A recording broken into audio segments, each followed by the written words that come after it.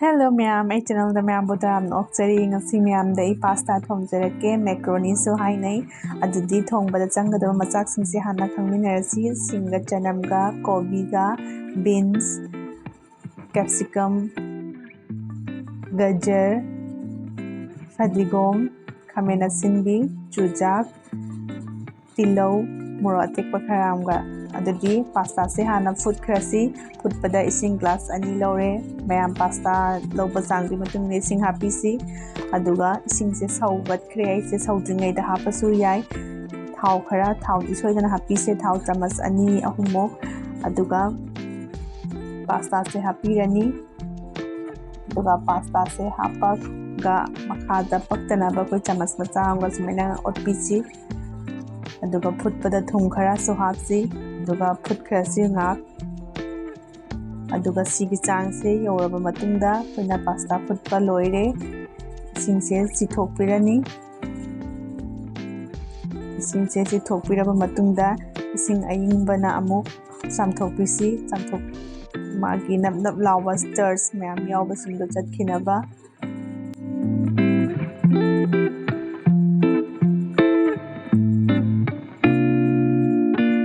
aduga pasta se thongba horasi mayam thau khara laure singa chanamga hana hapirani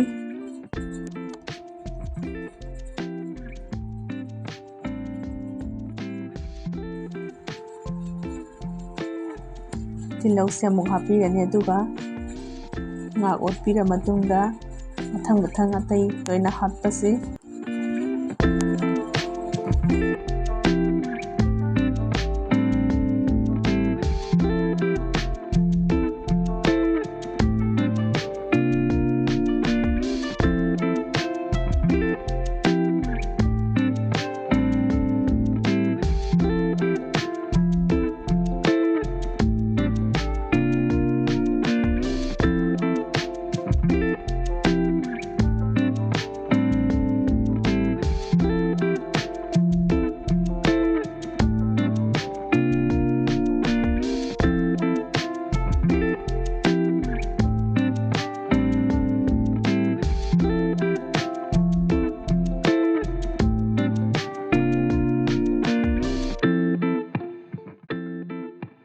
mayam hapningba mana masing hape ai ko hawai asangbi gumba adegi ko kobilei gumba kaigumba khoi kupna soiraga happa yai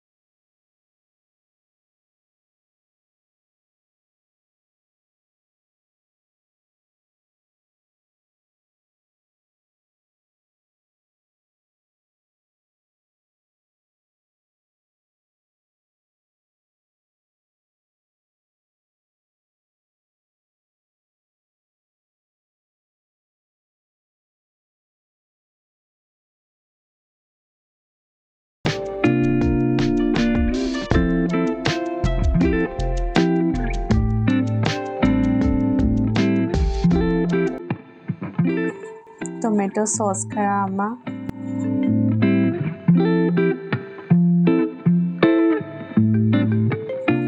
aduga Szechuan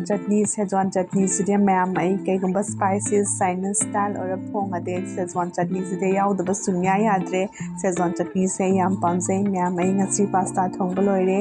adigom khara saisan birani ado mayam ai gi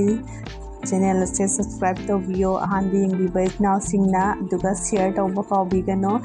like cham su to video ngasi gi oina di matang asida loijerege mathang video da muk thengnarasi